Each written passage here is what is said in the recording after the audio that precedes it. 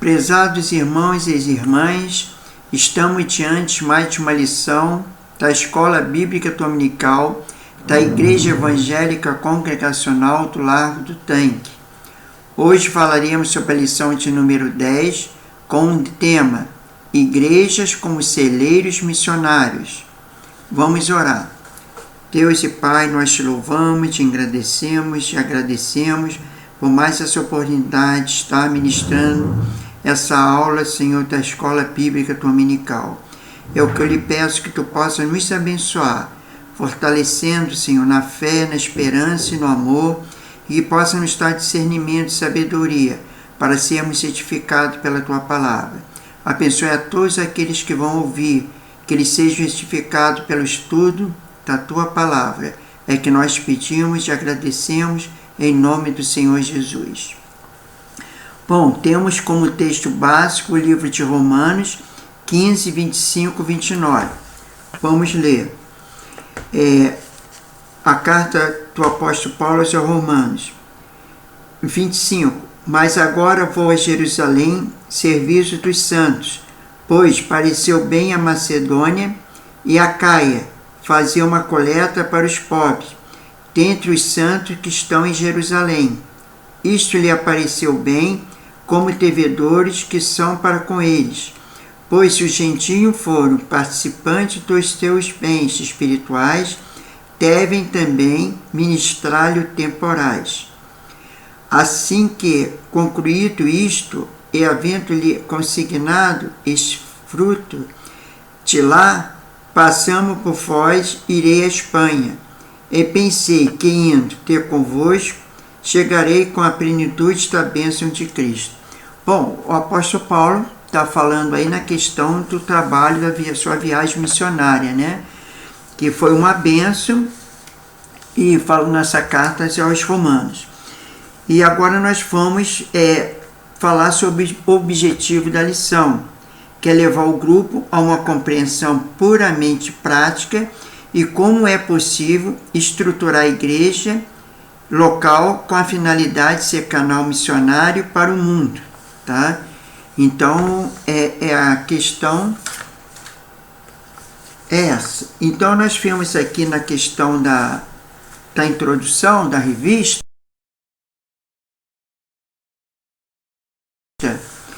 até aqui, creio que começamos a entender que missões transculturais é responsabilidade das igrejas locais. Nas duas épocas históricas em que Cristo mais foi propagado no mundo, tal aconteceu a partir das igrejas locais. A igreja nestoriana, no mundo oriental, e a igreja moraviana, em todo o mundo, conhecido na época. Eu fiz aqui uma pesquisa, até para esclarecer os irmãos, as irmãs, o que é a igreja, né, nestoriana, né? Então aqui diz o seguinte, nesse apanhado que eu fiz, diz que o neoteoranismo é uma doutrina cristológica proposta por Nestório, patriarca de Constantinopla, no ano de 428 a 431. Eu acho que é isso mesmo. A doutrina que foi informada durante os estudos de Nestório sobre o Teodoro Mospisuestia na escola da Antioquia enfatiza a desunião entre as naturezas humanas e divinas de Jesus.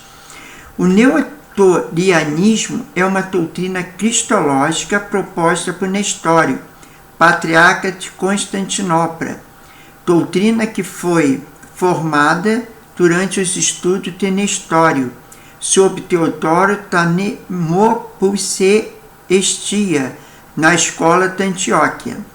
Enfatiza a desunião entre as naturezas humanas e divina de Jesus. O ensinamento de Nestório é colocar em conflito com alguns dos mais prominentes líderes da Igreja Antiga, principalmente Cirilo, de Alexandria, que criticou particularmente por negar o título Teótoco, Mãe de Deus, para a Virgem Maria. Nestório e seus ensinamentos foram condenados. como herético no primeiro concílio de Éfeso, em 431, e no concílio de Calcedônia, em 451, e que acabou por provocar o cisma nestoriano, no qual as igrejas que apoiavam Nestório deixaram o corpo da igreja. Porém, o crescimento da igreja do Oriente, né, no século VII, e o seguinte espalhou o nestorianismo por toda a Ásia, já que se distingue, porém, que nem todas as igrejas afiliadas como Igreja do Oriente parecem ter seguido a cristologia nestoriana. A Igreja Síria do Oriente, por exemplo, que referencia Nestório, não segue a doutrina nestoriana histórica. Aí eu queria falar um pouquinho sobre a Igreja Moraviana. Essa Igreja Moraviana porque os quase 5 séculos da Igreja Moraviana proclamou seu evangelho em todas as partes do mundo. Sua influência excedeu numericamente por ter cooperado com os cristãos e com todos os continentes e ter sido uma parte visível do corpo de Cristo, a Igreja. Orgulhosa de sua herança e firme em sua fé, a Igreja Moraviana ministra as necessidades das pessoas, onde ela quer que estejam. O nome moraviano identifica o fato que a história da Igreja tem sua origem na antiga Boêmia e Moravia, que é atualmente a República Tcheca. Em meados do século IX, esses países se converteram ao cristianismo, principalmente através da influência de 2 missionários gregos ortodoxos, Cirilo e Metotil. Eles traduziram a Bíblia para o idioma comum e introduziram ao ritual da Igreja Nacional. Nos séculos seguintes, a Boêmia e Moravia gradualmente caíram sob a jurisdição eclesiástica de Roma, mas alguns dos povos tchecos protestaram.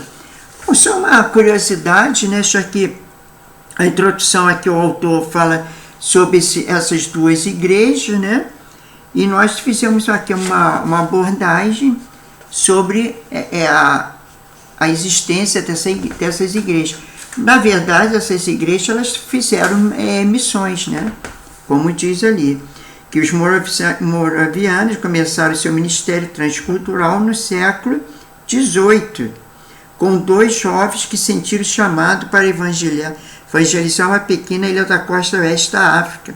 Aqueles, porém, eram uma ilha de escravos, né? E o que acontece? Muitos nativos africanos trabalhavam forçosamente em minas até a morte.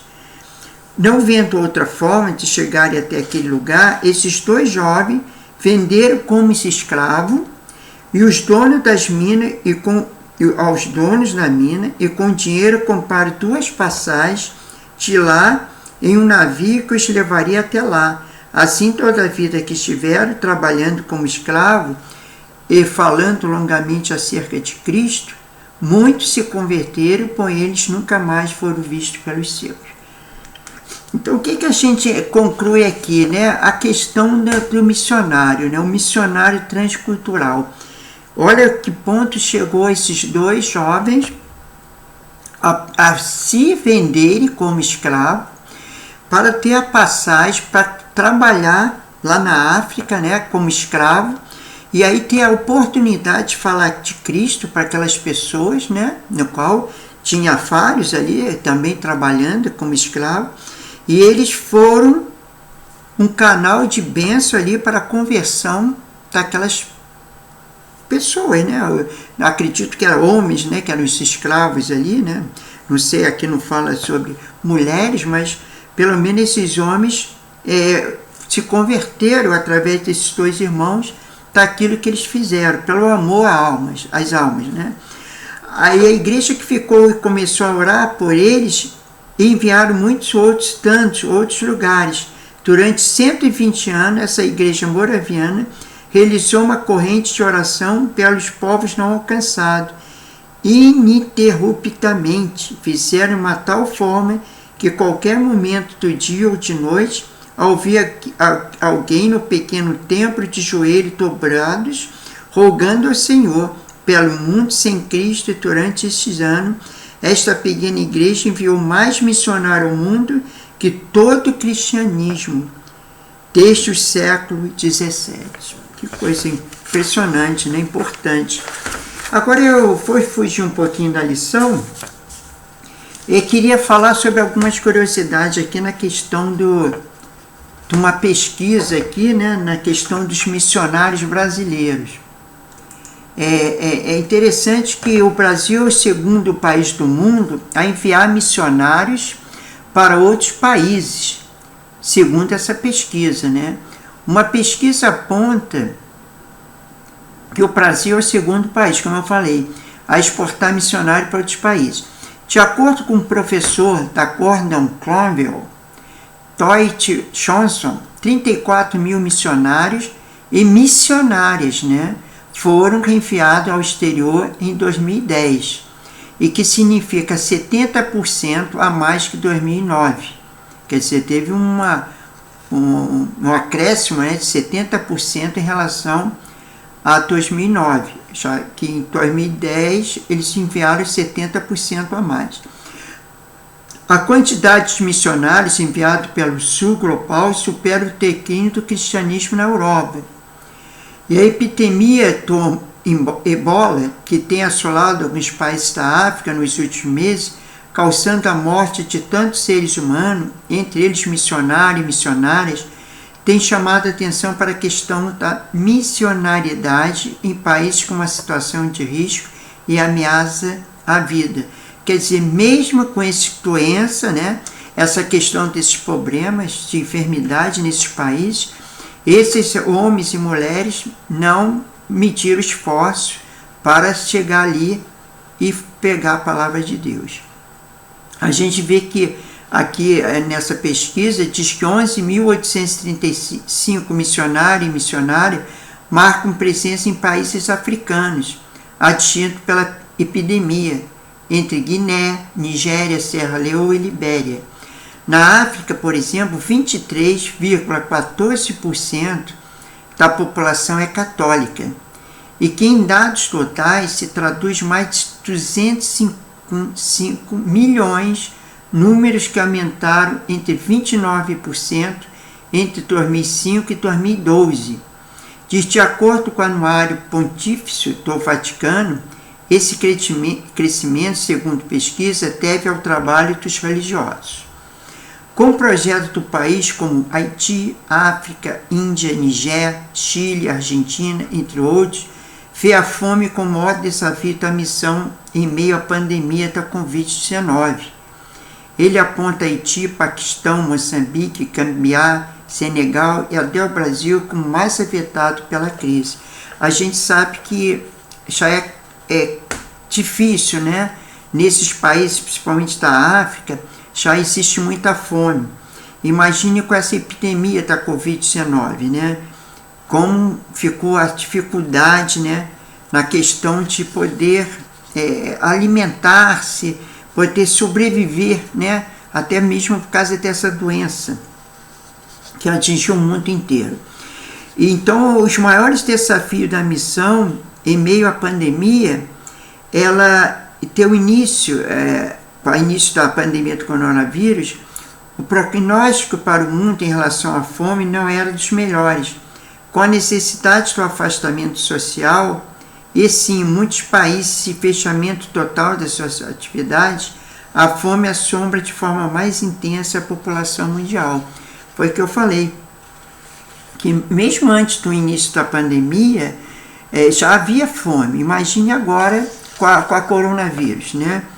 Que como há essa dificuldade para se alimentar, né? E a questão da enfermidade, muitas atividades, porque a gente sabe que também que nesses países, embora os missionários muitas vezes eles recebem a ajuda da igreja local, como já foi abordado em lições anteriores, eu até comentei sobre a questão do membro da igreja participar financeiramente na questão das missões. Eu vejo que ficou difícil, porque há muitos campos missionários lá também é sustentado pela igreja local lá, pelo grupo local, né, a questão lá, ou aquelas tribos mesmo, que lá é formadas igrejas. Então, o que acontece? Muitas pessoas ali dão oferta, dízimo naquelas atividades suas que eles fazem dia a dia, sendo que com fechamento de muitas atividades, eu acredito que muitos ficaram sem renda, em consequência disso não puderam até contribuir com o trabalho, né, missionário, ou com a igreja, né, na questão do dízimo, oferta, e talvez encontraram dificuldade, né, até para esse trabalho de missões. E então, como se pode administrar essas dificuldades? É uma pergunta, né? A questão tem que estar sempre na dependência de Deus. Nos países, mesmo em condições precárias, higiene e saúde. Quer dizer, a questão da higiene, da saúde, né, que afeta muita doença, né? Que muitos países assim não tem saneamento básico.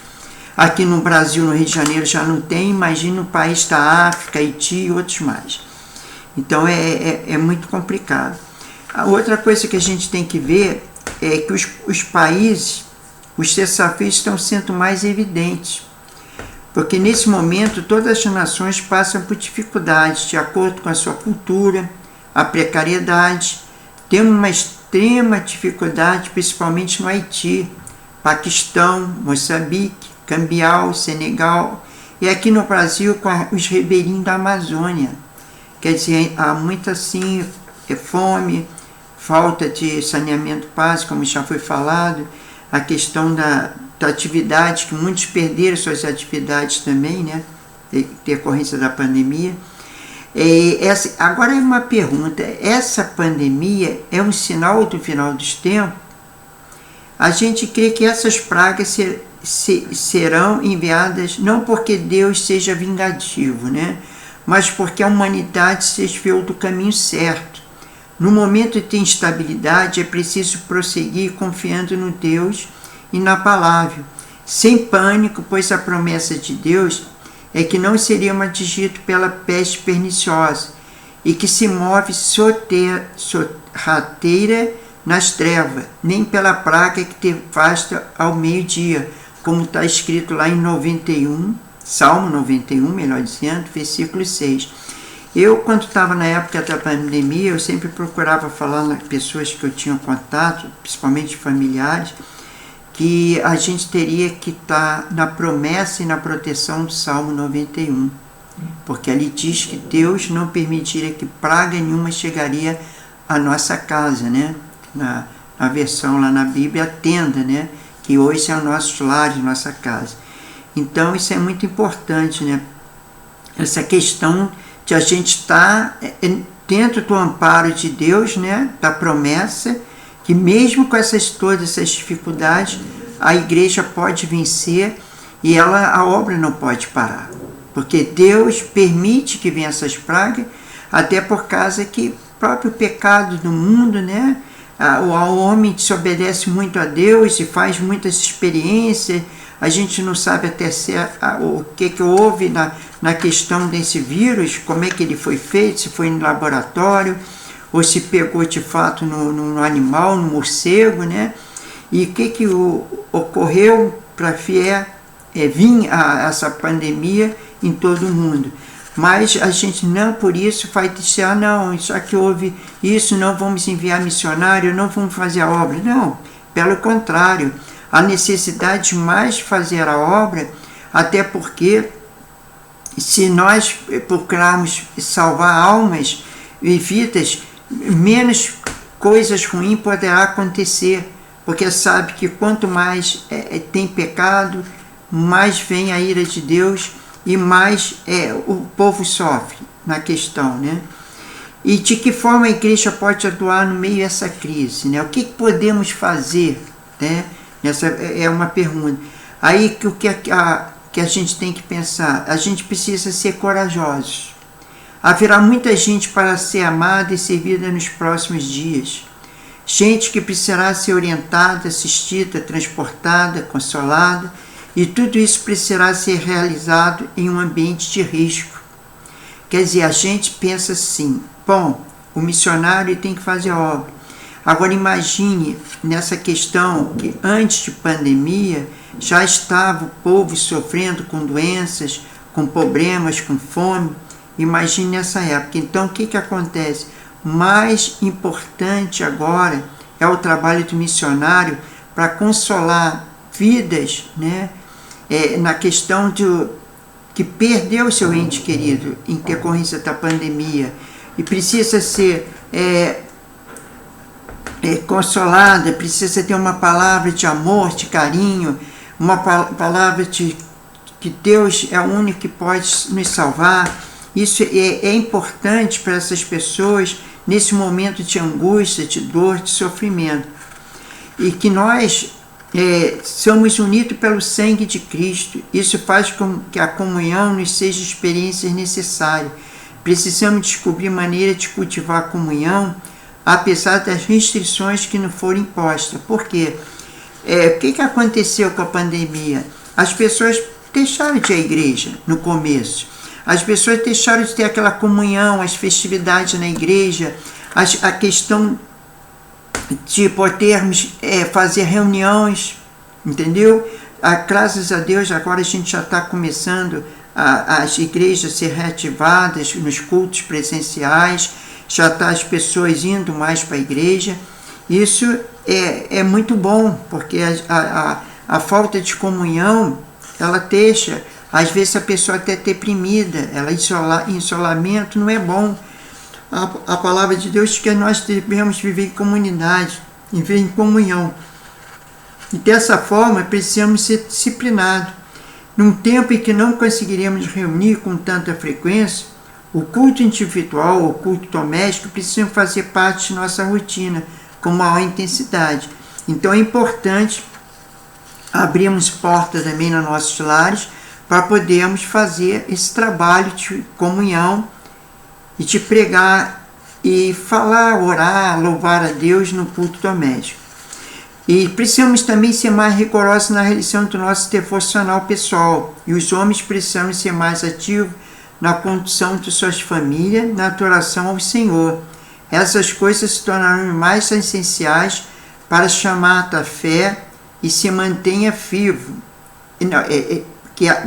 Para que a chama da fé se mantenha viva em nosso coração. Então é importante, né, o chefe de família reunir a família, orar, né, cantar louvores, fazer um culto, né, na sua casa. Isso é muito importante. E como missionário e líderes devemos preparar para pós-pandemia. Isso é importante, já que a gente acredita que daqui 1 ano, 2, se Deus quiser, o Brasil praticamente já terá 100%, 90% de vacinados, e a gente tem esperança que esse vírus seja controlado. Então nós precisamos preparar pós-pandemia, o que fomos fazer, o que devemos fazer após essa pandemia. Nossos ancestrais na fé enfrentaram o cativeiro, exílio, perseguições, doenças e pestes. Alguns de nós enfrentamos a dificuldade da hiperinflação nos anos passados. Quer dizer, então, houve pandemia? Sim, houve. Muitas pessoas, infelizmente, faleceram, muitas pessoas ficaram com sequela, mas a gente tem que tocar para frente o barco. Nós temos que procurar agora ganhar almas para Cristo, pregar o Evangelho, falar de Cristo, estudar a palavra de Deus, para que nós possamos ser fortalecidos, né? E darmos continuidade à obra. Nós não podemos esmorecer, nós não podemos ficar pensando, porque se a gente for ver, muitos passaram também no antepassado, dificuldade. Houve a questão da febre amarela, que ceifou muita gente, foi milhões de pessoas, e nem por isso a gente vai pensar, não, agora muita gente morreu, então a gente não vai mais pregar. Não, pelo contrário, temos que continuar a obra, e há muitas almas a serem salvas. E diante de tudo isso, podemos testemunhar que muitas coisas deu errado, e muito aperto foi necessário, né? Em muitas coisas tivemos que nos reinventar Mas em todas essas situações sempre podemos ver a graça de Deus dispensada em todos nós. Quer dizer, mesmo até questão a gente viu que com a dificuldade de irmos para a igreja e podemos cultuar a Deus no templo, foi criado esse culto online, né? Através de vídeos, de YouTube, Instagram, Facebook. Nós devemos também usar essas ferramentas, e eu acho que a igreja também não pode parar com isso, não. Não é pensar, bom, agora a igreja voltou ao templo, a igreja é presencial. Não, porque essa questão YouTube, o Facebook, vai alcançar muitas vidas que às vezes não podem se locomover, estão no leito de uma enfermidade, e assim ela pode assistir um culto. Então, quantas mais igrejas puderem fazer o culto presencial, mas não esquecendo dos cultos online também, os cultos nessas redes sociais. Isso é importante, porque às vezes o que pode acontecer? Você vai num culto, assiste a pregação e você não consegue absorver toda aquilo que foi falado. E você pode chegar em casa, depois de um dia, ou 2 dias, ou uma semana depois, assistir novamente aquela pregação. Em decorrência disso, você vai aprender mais um pouco, que você não conseguiu aprender totalmente no culto presencial, e você pode, através dessa, assistir, né, e várias vezes, se for o caso, você vai ficar bem mais edificado com a palavra de Deus. Então, isso que a gente precisa também dar continuidade, né? E o que poderá mudar nas ações missionárias depois da crise, né? Agora a gente volta para missões, que eu abordei um pouco a questão do culto, né? Eu creio que sempre que Deus está no controle de tudo. Apesar de todas as dificuldades, o povo cristão sempre foi e será solitário. Portanto, continuaremos lutando e trabalhando para um mundo melhor, conforme lá em Mateus 6, 25, 34. Que chegando, Jesus falou-lhe, dizendo: "É-me-dado todo o poder no céu e na terra. Portanto, ide, fazei discípulos a todas as nações, batizando em nome do Pai, e do Filho e do Espírito Santo, ensinando a guardar todas as coisas que eu vos tenho mandado. Eis que estou convosco todos os dias até a consumação dos séculos." Isso está lá em Mateus 28, 18 e 20. Né? Foi aquela ordem de Jesus na questão de pregar o evangelho a toda criatura, né? Que é o trabalho missionário. E o Brasil continuará enviando missionário? Será? Claro que sim. A obra missionária é uma parceria fiel de todo o corpo de Cristo. Não apenas uma só pessoa. É impossível fazer a obra de Deus sozinho, pois precisamos uns dos outros. E como precisamos trabalhar junto. O Brasil sempre será um celeiro exportador de missionário para o mundo inteiro. Quer dizer, nós, entendeu? Enviaremos, como o Brasil está em segundo lugar, como eu falei anteriormente no início da lição, mas nós, quem sabe, podemos chegar em primeiro lugar de envio de missionário para outros países, né? O exterior.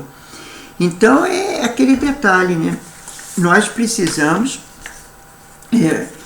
crescermos, né, nessa questão de envio de missionários para outros países. Agora, aqui o autor também fala na questão da oração, né? Eu ia abordar essa questão da oração, mas em várias aulas anteriores eu já venho falando na necessidade de nós estarmos orando para esse trabalho missionário. Até aquele que não pode fazer esse trabalho missionário na questão de ir para o exterior, para outro país, mas ele pode estar orando, porque como eu falei já em lição anterior, aquele que vai, e aquele que ora, e aquele que contribui financeiramente para o sustento do missionário, todos esses ganharão galardão. Não é porque ele não foi, ele não pregou, mas se ele orou, ele vai deixar de ganhar o seu galardão. Mas vai ganhar sim, porque ele está orando. Ele não foi, mas orou. Ele não orou, que eu acho que todos devem orar, mas se ele contribuiu, também ganhará o seu galardão. Porque ele, na questão de contribuir, ele está sustentando o missionário. E sem sustento, o missionário não tem como fazer o trabalho dele. E a questão do missionário, que vai também, recebe o galardão, com certeza, né? Então eu vou pular essa parte aqui, que depois os irmãos vão estar lendo a revista, né? Na questão da oração. Eu queria falar alguns conselhos missionários aqui. Não sei se eu vou falar todos na questão, mas eu vou pegar pelo menos alguns aqui. É lá no item 3, na página 38, tá? Conselho missionário é um grupo de pessoas, membros da igreja local, que se agrupam com um fim específico de promover envolvimento prático e funcional da igreja com missões. Independente de forma que usem, creio que seja importante a participação do pastor e alguns líderes reconhecidos pela igreja em tal grupo. Quer dizer, o pastor ele tem que formar esse grupo, né? Ele tem que ser o líder. E a formação de conselhos missionários tem sido uma bênção em várias igrejas, em geral com as seguintes finalidades. Qual é a finalidade desse conselho, né? Promover estudos, palestras e encontros com o fim de despertar a igreja para missões, com a profundidade bíblica. Isso é muito importante. Ter palestra, curso, testemunho e tal. E no item 3, isso é o item 3.1 que eu li. Agora eu vou falar sobre a questão do 3.2. Colher informação sobre os campos missionários e sobre os próprios missionários, se formando sempre a igreja sob tais trabalho, lendo em mãos cartas ou relatórios de diferentes campos. Tá? Por exemplo, o missionário da igreja vai para a África, sei qual é o costume dele, como é que eles têm aceitação, qual o que eles fazem, suas atividades lá. Deixar assim a igreja conhecer mais esse trabalho, não ficar um trabalho apenas assim, sem divulgação, sem comentários, que o missionário fala lá, se isola lá e não passa informação para a igreja. Tem que passar sim, tem que dar conhecimento à igreja do que acontece lá. E no 3.3 fala, levar a igreja a interceder por missões, enfatizando os motivos personificados, específicos, citando lugares, nome, números, etc.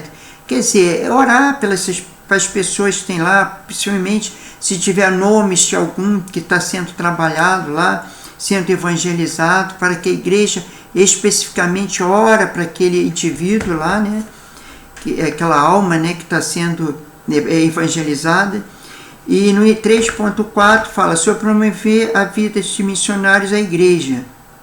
Quer dizer, promover a vinda deles. De vez em quando, pagar uma passagem de avião ou de ônibus, que seja, dependendo de onde ele está, e que ele possa vir para a igreja para contar tal testemunho, mostrar lá o que está ocorrendo, né?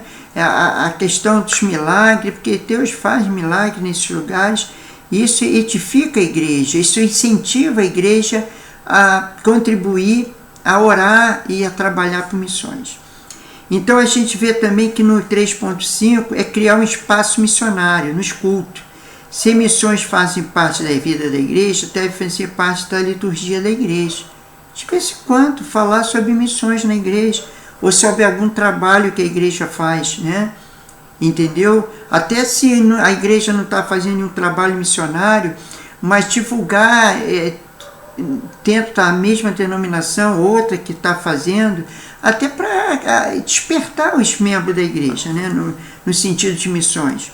E o 3.6, promover encontros sobre conscientização missionária, com líderes da igreja, a fim de debater sobre o que seria mais prático para a igreja realizar nas áreas de missões.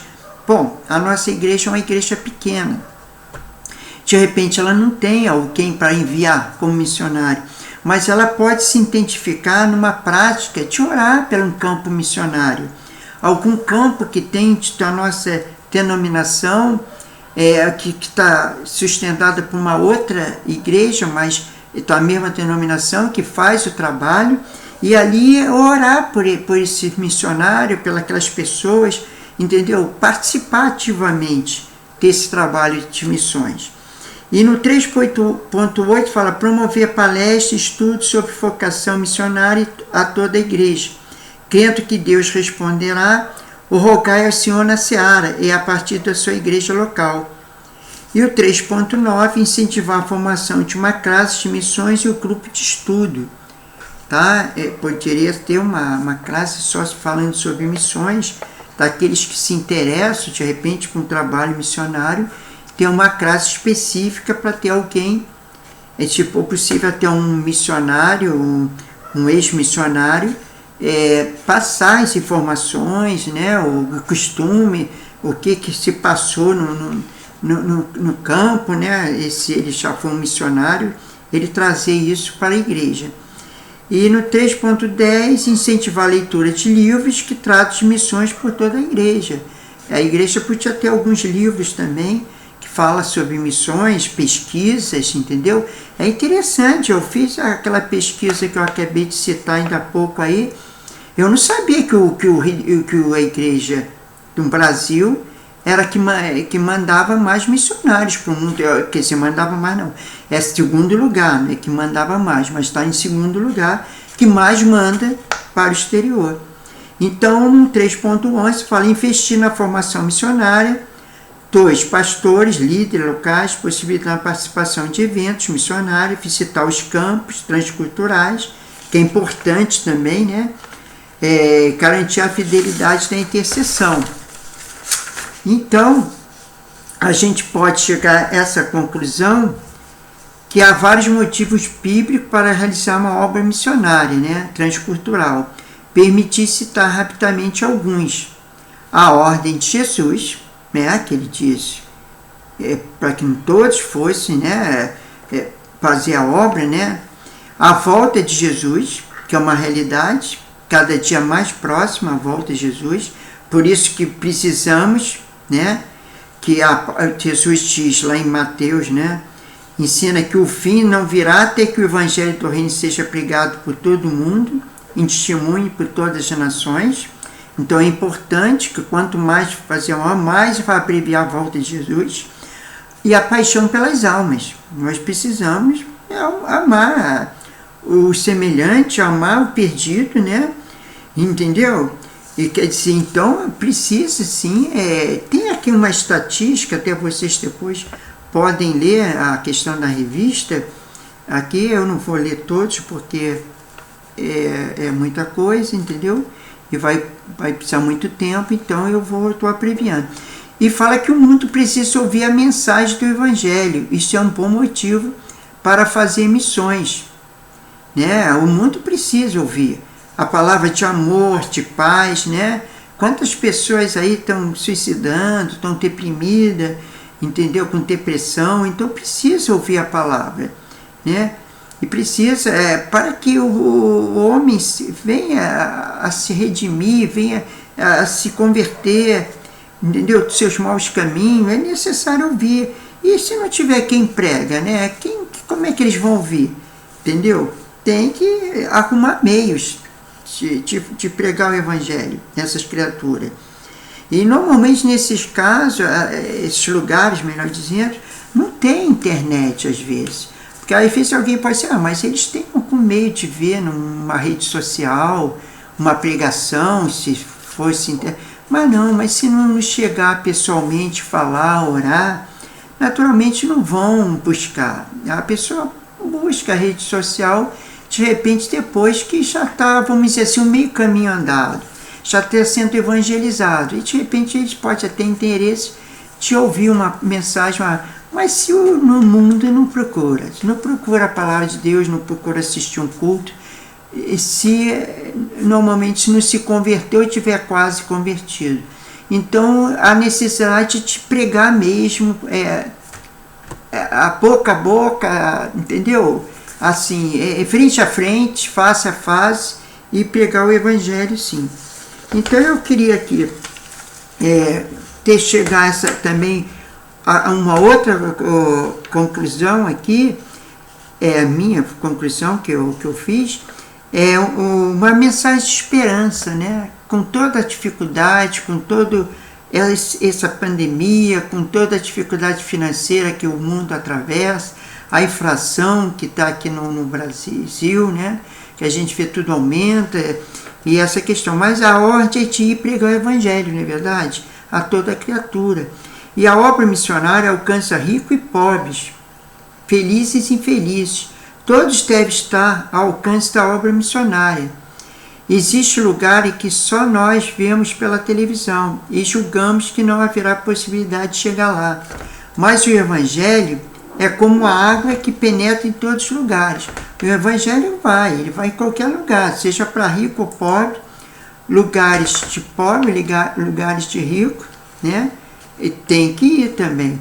Aí eu falei muito aqui na questão da África, Paquistão e outros mais, mas a gente pode também mandar missionários de repente para outros países de primeiro mundo, entendeu? Para a Europa, entendeu? Que precisa, os europeus precisam ouvir a palavra de Deus, porque muitos se afastaram, né, do caminho, as igrejas na Europa estão vazias.